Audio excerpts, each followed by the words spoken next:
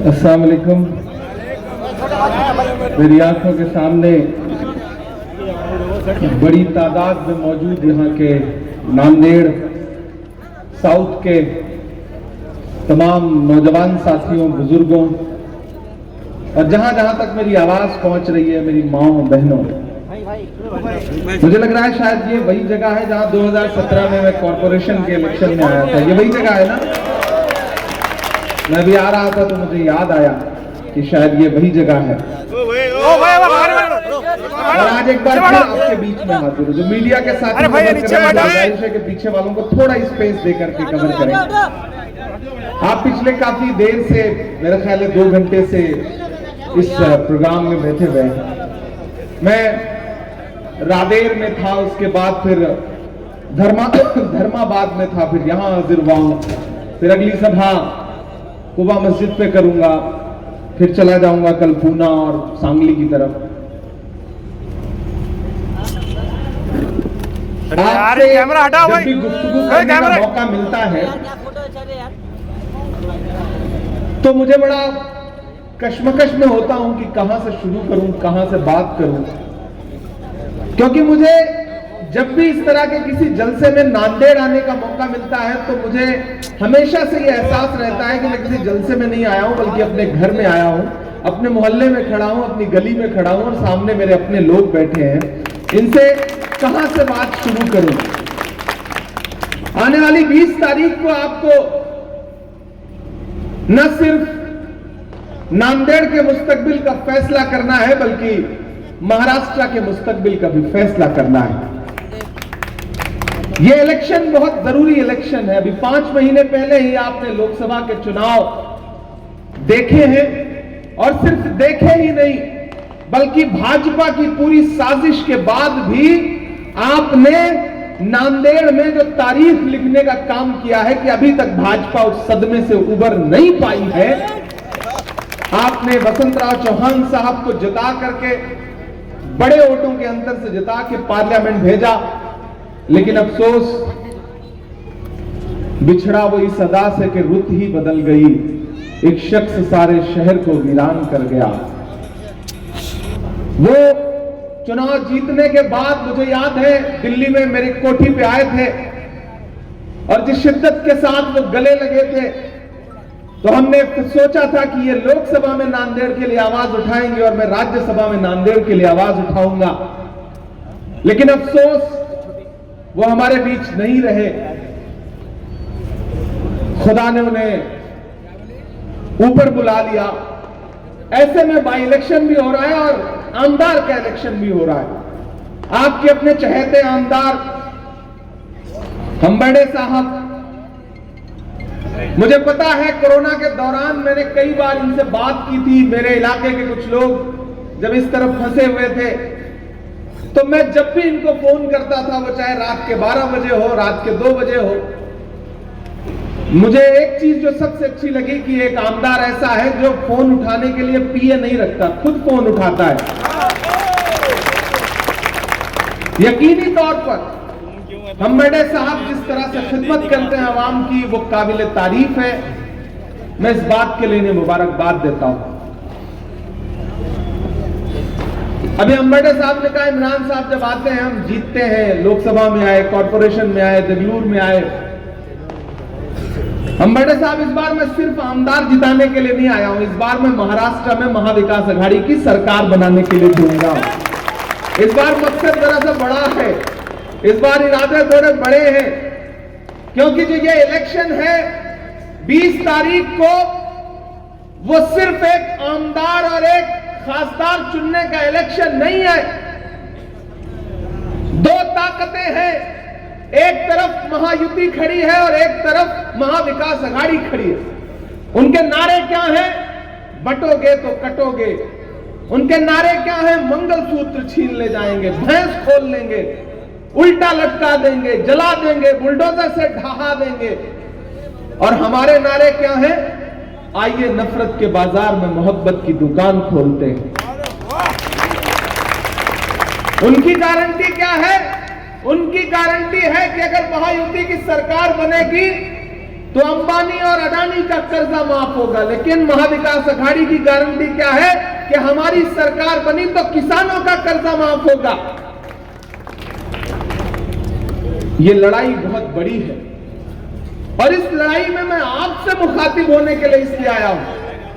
मुझे अभी कुबा मस्जिद पे भी मैं चाहता तो सिर्फ एक सभा करके आपसे खिताब करके नांदेड़ से बातचीत करके चला जाता, लेकिन मैंने कहा नहीं, मुझे उस जगह भी ले चलिए जहां मैं 2017 में आया था। मैं लोगों से बातचीत करना चाहता हूं। मेरे भाई, सियासत सिर्फ जज्बात का नाम नहीं है, सियासत सिर्फ दिल से किए गए फैसले का नाम नहीं है, सियासत समझदारी का नाम है, सियासत दिमाग से सोच समझ के किए जाने वाले फैसले का नाम है। मैं बड़ी ईमानदारी से कह रहा हूं, मुझे बताओ, क्या सिर्फ किसी एक समाज के ओर से कोई आमदार या खासदार बन सकता है? बहुत दिल पे हाथ रख के ये बात बताना। मैं 2017 में यहां आया था तो लोगों ने मुझसे कहा था कि इमरान साहब, हम कई दशक से कांग्रेस को वोट देते हैं, लेकिन हमारी नुमाइंदगी की बात आती है तो हमें टिकट नहीं मिलता। मुझे यह कहा गया था और मेरा खुदा गवाह है कि तब मैं सियासत में नहीं था।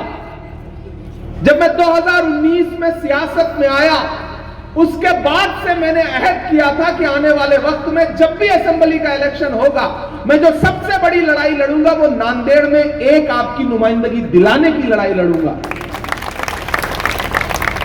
जहां चाह वहां राह। खुदा ने मुझे सियासत का हिस्सा बनाया और जब मेरे नेता राहुल गांधी जी ने मुझे देश की पार्लियामेंट में पहुंचाने का फैसला किया तो वो कोई और सूबा भी चुन सकते थे, कहीं और से भी राज्यसभा भेज सकते थे। लेकिन जिस दिन मुझे बुला के कहा गया कि Imran, congratulation, you are going parliament, तो मैंने कहा, मैं खुश हुआ। मैंने कहा कहां से? बोले महाराष्ट्र से। तो मैंने कहा कुछ तो रूह का रिश्ता है महाराष्ट्र से, कुछ तो अपनापन है, कुछ तो शायद ऊपर वाले को काम लेना है जो छूटा हुआ है, जो महाराष्ट्र के लोगों का हक है। और मेंबर ऑफ पार्लियामेंट बनने के बाद एक दिन भी ऐसा नहीं गुजरा होगा जब मैंने आपके हक के लिए देश की पार्लियामेंट में खड़े होकर आवाज न उठाई।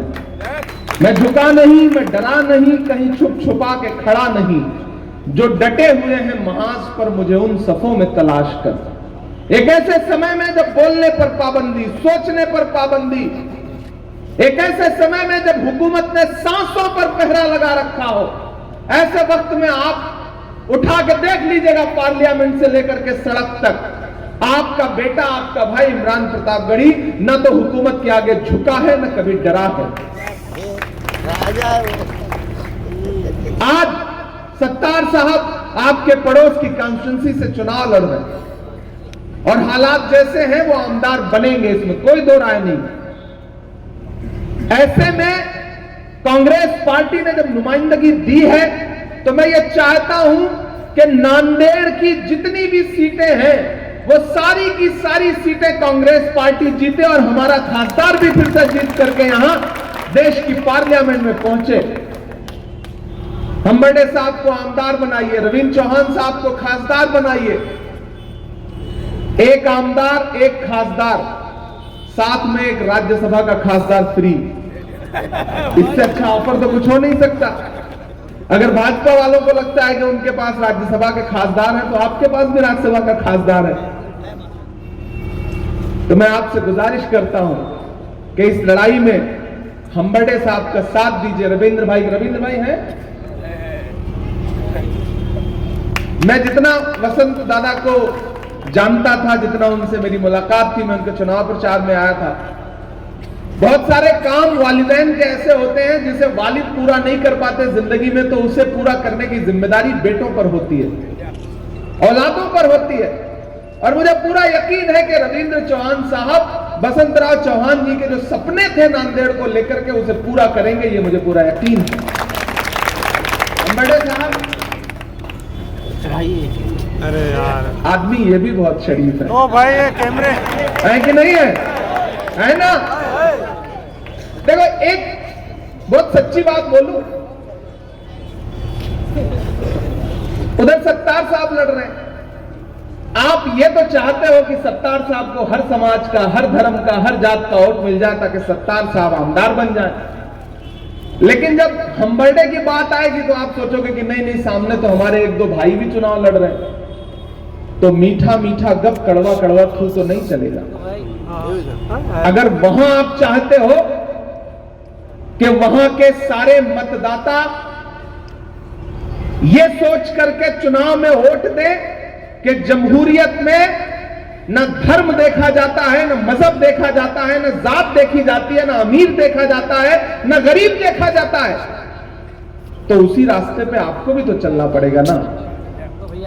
फिर नांदेड़ साउथ वालों, आपको भी यह समझना पड़ेगा कि यह लड़ाई सिर्फ आमदार चुनने की नहीं है, बल्कि महाराष्ट्र की सरकार बनाने की है। ऐसे में अगर महाविकास आघाड़ी का एक वोट का भी इधर उधर कहीं नुकसान करते हैं तो फायदा सीधे महायुति को होगा। वो जो महाभ्रष्ट सरकार है उसको फायदा होगा। तो मेरी आपसे गुजारिश है कि सिर्फ एक समाज के वोट से कोई चुन के नहीं आ सकता। कांग्रेस के कैंडिडेट को चाहे थोड़ा ही मिले, लेकिन हर समाज का वोट मिलता है। ये सदियों से होता आया। हर वफा जिंदे जावेद नहीं होती है, दिल का हर जख्म कहीं दिल का कमल बनता है। जब शहंशाह भी हो, इश्क भी हो, दौलत भी, तब कहीं जाके कोई ताजमहल बनता है। तो तकरीरें सुनिए, नारे लगाइए, सब ठीक है, लेकिन 20 तारीख को जो अपने घरों से बाहर निकलिए और ईवीएम का बटन दबाने लगी तो एक बार इसका इस्तेमाल करिए। सोचिए कि आपका दिया गया वोट भाजपा को फायदा तो नहीं पहुंचा रहा है, आपका दिया गया वोट महायुति को फायदा तो नहीं पहुंचा रहा है, आपका दिया गया एक एक वोट महाविकास आघाड़ी को मिलना चाहिए। पूरे महाराष्ट्र में आमदार का चुनाव हो रहा है। नांदेड़ ऐसा शहर है जहां एक तरफ आमदार और एक तरफ खासदार दो चुने जाने हैं, और उनके लिए अपील करने के लिए आपका अपना खासदार, आपका बेटा आपके बीच में खड़ा होकर गुजारिश कर रहा है। मुझसे राहुल गांधी जी ने कहा कि इमरान, नांदेड़ जाओ, लोगों से अपील करो, क्योंकि भाजपा ने पूरी साजिश कर रखी है, पूरा फोकस कर रखा है। प्राइम मिनिस्टर जा रहे हैं, होम मिनिस्टर जा रहे हैं। मैंने कहा राहुल जी आप परेशान मत होइए, नांदेड़ वाले जानते हैं कि गमों की आंच में भी मुस्कुरा कर चलना पड़ता है। ये दुनिया है, यहाँ चेहरा सजा कर चलना पड़ता है। तुम्हारा कद मेरे कद से बहुत ऊंचा सही, लेकिन चढ़ाई पर कमर सबको झुका कर चलना पड़ता है। ये चाहे जितने prime minister, home minister, minister, chief minister आए, ये नांदेड़ है, ये कल भी कांग्रेस के साथ था, ये आज भी कांग्रेस के साथ है, और आने वाले दिनों में भी कांग्रेस के साथ रहेगा। और हम आपको यकीन दिलाते हैं, आपको भरोसा दिलाते हैं कि ये देश की नहीं बल्कि स्टेट की असेंबली में खड़े होकर के आपके लिए लड़ेंगे, ये देश की लोकसभा में आपके लिए खड़े होकर लड़ेंगे, और मैं देश की राज्यसभा में आपके लिए खड़ा होकर लड़ूंगा। जब भी हम्बरडे जी की निधि कम पड़ जाएगी ना, तब मैं इनका हाथ पकड़ के इनके जो लेटर पैड होता है ना निधि वाला, उस पर साइन करवाऊंगा और इनसे कहूंगा कि हम्बरडे साहब को दो, नांदेड़ साउथ के लोगों के लिए डेवलपमेंट का काम होना है। और अब तो आपकी दुआ ने मेरी कलम में भी वो ताकत दे दी है। मेरा कलम भी इस ताकत में है कि मैं आपको निधि दे सकता हूं, आपके लिए बजट दे सकता हूं। आज कोई बड़ा ऐलान नहीं करूंगा, लेकिन इतना आपको यकीन दिलाता हूं कि 23 तारीख को रिजल्ट आने दीजिए, रिजल्ट आ जाए, प्रदेश में महाविकास आघाड़ी की सरकार बन जाए महाराष्ट्र में, मैं अपनी निधि का एक लेटर पैड इनको भी दे दूंगा कि साहब नांदेड़ साउथ के लोगों के लिए जो भी खर्च करना है खर्च करिए। इमरान प्रतापगढ़ी आपके साथ है, रविंद्र चौहान आपके साथ है।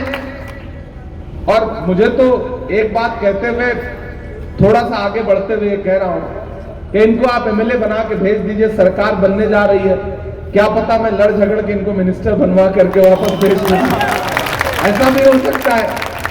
तो एक मजबूत आदमी जो आपकी खिदमत कर रहा है, खूब सोचिएगा, समझिएगा, आज रात में तन्हाई में बैठिएगा, खुद से मशवरा करिएगा, खुद से, उसके बाद सोचिएगा कि इमरान ने जो कही है बात, वो बात तो सही कही है, कि ठीक है कोई 10,000 काट लेगा, कोई 5,000 काट लेगा, कोई 8,000 काट लेगा, इससे फायदा किसको होगा? महायुति को फायदा होगा। तो एक एक इस मुश्किल दौर में जब लड़ाई जमहूरियत को बचाने की, आईन को बचाने की है, तो फिर तो एक्सपेरिमेंट करने का टाइम नहीं है। हमें पता है बहुत बुलंद फजा में तेरी पतंग सही, मुझे पता है मगर डोर किसके हाथ में है। तो वो आप सबको भी पता है, इतने दिन में तो देख ही लिया आप सबने भी। बिल्कुल सही बात है। तो फिर मांझे में उंगली फंसाने का क्या मतलब है? कोई मतलब नहीं। सच बता रहा हूं, सच बता रहा हूं, दिल से कह रहा हूं, खुदा को हाजिर नाजिर जान के कह रहा हूं। मुझे पता है मगर डोर किसके हाथ में, मैं जानता हूं। लेकिन सच्चाई यह है कि बहुत सारी बातें खामोशी से कह करके दरगुजर कर दिया जाता है कि ठीक है, दुकान चलाने वाले अपनी दुकान थोड़ा बहुत चलाते रहे, क्योंकि उनका मकसद हारना जीतना है ही नहीं। एक सौदा है, उस सौदे में थोड़ा बहुत फायदा हो जा रहा है, लोग अपना फायदा उठा ले रहे हैं, बस उतने के लिए ही वो कर भी रहे हैं, उससे ज्यादा कर भी नहीं रहे हैं। अगर आपको ये लगता है कि लंबी लंबी बातें, लंबी लंबी तकरीरों में बस जान दे देंगे, तो ऐसा कुछ है नहीं। मैंने सबको बहुत करीब से देख लिया, मेरी उम्र भले बहुत कम है, लेकिन आपकी दुआओं ने पूरी दुनिया में सफर करवा करके जिंदगी के वो तजुर्बे दे दिए, और ऐसे ऐसे चेहरों को करीब से देख लिया जो चेहरा तो कुछ और रखते हैं, लेकिन उसके ऊपर जो नकाब है वो बहुत अलग है। इसलिए बड़ा साफ सुथरा आदमी हूं, शायर हूं पहले, बाद में सांसद हूं, बाद में नेता हूं। तो जब भी माइक पे खड़ा होता हूं तो अंदर का जो शायर है वो निकल आता है, कलेजा निकाल के सच बोल देता हूं आपके सामने।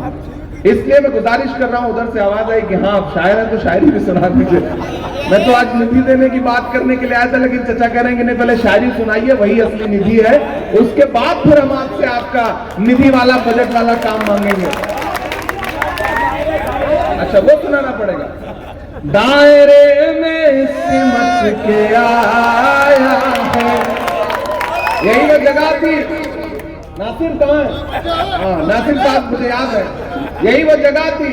नासिर साहब के हाथों में प्लास्टर था ना, हाँ गले में प्लास्टर था। मैं आया था उस समय और मैंने कहा था कि जुल्म के खिलाफ एक आवाज उठाने की जरूरत होती है, वो मैं उठा रहा हूं, और फिर मुझे पता है कि नांदेड़ मेरे साथ खड़ा होगा। वो शुक्रिया आपका कि आपने उस दौरान जो भी मैंने आपके सामने गुजारिश की थी, आपने मेरी हर अपील मानी, और मैंने भी आपको मायूस नहीं किया है। ये मैं इंशाल्लाह जल्दी ही आपको यकीन दिलाऊंगा कि दायरे में सिमट के आया है, हर रवायत से हट के आया है। आंधियों को जरा खबर कर दो, तैयार है ना? आंधियों को जरा खबर कर दो, शेर वापस पलट के आया है, शेर वापस पलट के आया है। मैंने सोचा था कि मैं 17-16 तारीख में नांदेड़ आऊंगा, लेकिन पूरे महाराष्ट्र में 73 से ज्यादा रैलियां हैं जहां मुझे जाना है। अब मैं खुद हैरत में हूं कि कैसे पहुंच पाऊंगा। दिन में 6-6, 7-7 रैलियां करने की कोशिश कर रहा हूं, क्योंकि लड़ाई बड़ी है, और इस बड़ी लड़ाई में हम सबको अपना रोल निभाना है, हम सबको अपना हिस्सा लेना है। तो मैं आज 12 तारीख को ही थोड़ा पहले आ गया। अब मेरे आने की लाज रखिएगा, इतना वादा कर रहा हूं आपसे कि 23 को रिजल्ट आने दीजिए, महाविकास आघाड़ी की सरकार बनने दीजिए। आपके नांदेड़ साउथ के लिए हम तीनों लोगों ने कुछ डेवलपमेंट का, तालीम का कुछ अच्छा सा प्लान किया हुआ है। हमारे कलम में इंशाल्लाह ताकत भी है और आगे भी रहेगी। तो मैं आपको यकीन दिलाता हूं नांदेड़ साउथ वालों कि अपना एक एक वोट 20 तारीख को हाथ के पंजे के सामने वाले बटन पे दबाइए, हम्बर्डे साहब को जिताइए। अच्छा ये देखिए साबिर साहब भी आ गए, मतलब असली घर वापसी तो इसी को कही जाएगी ना। एक बार जोरदार ताली बजाइए साबिर साहब के लिए। देखिए मुझे खुशी है साबिर साहब कि जब आपका सच से सामना हुआ तो फिर आपको भी लगा कि नहीं, मतलब 5 साल लगे सच का सामना होने में ना, होता है कभी कभी। तकरीरें इतनी लंबी लंबी है, शेरवानियां इतनी लंबी लंबी है कि लोग धोखे में आ ही जाते हैं, कोई बड़ी बात नहीं है। लेकिन अच्छा लगा कि साबिर साहब कांग्रेस पार्टी का हिस्सा बने और मुझे पूरा यकीन है कि आप पार्टी के लिए फायदेमंद साबित होंगे, काम करेंगे। और हम आपको यकीन दिलाते हैं, सरकार बनने दीजिए। नांदेड़ के लोगों का उस सरकार में सबसे ज्यादा हिस्सा होगा महाराष्ट्र की। ये इमरान प्रतापगढ़ी आपको जबान देके जा रहा है। मैं राहुल गांधी जी से बात करूंगा कि महाराष्ट्र में नांदेड़ पे जिस तरह भाजपा ने फोकस किया था, उस साजिश को नांदेड़ की आवाम ने, नांदेड़ की आवाम न बिकी, न झुकी, न डरी, लगातार खड़ी रही महाविकास आघाड़ी के साथ, कांग्रेस के साथ। तो मैं चाहता हूं कि एक बार मेरे साथ हाथ उठाइए, सारे लोग जितने भी साथी यहां मौजूद हैं, एक एक हाथ उठा के मुझे यकीन दिलाइए, मुझे यकीन दिलाइए कि आप आने वाली 20 तारीख को मुझे मायूस नहीं करेंगे। इंशाल्लाह इन्हें जिता करके आप असेंबली में और पार्लियामेंट में पहुंचाइए। उसके बाद देखिएगा, कोड ऑफ कंडक्ट खत्म होने दीजिए, आचार संहिता खत्म होने दीजिए। हम नांदेड़ साउथ के लिए अलग से डेवलपमेंट के लिए कुछ ना कुछ करेंगे, ये हम आपसे वादा करते हैं। आज विदा लेंगे क्योंकि वहां सत्तार भाई के लिए बेंगलुरु नाका पे सभा है, मुझे वहां पहुंचना है। जो साथी वहां आ जाएं, जो शायरी यहां अधूरी रह गई है वहां सुना दूंगा। बहुत शुक्रिया।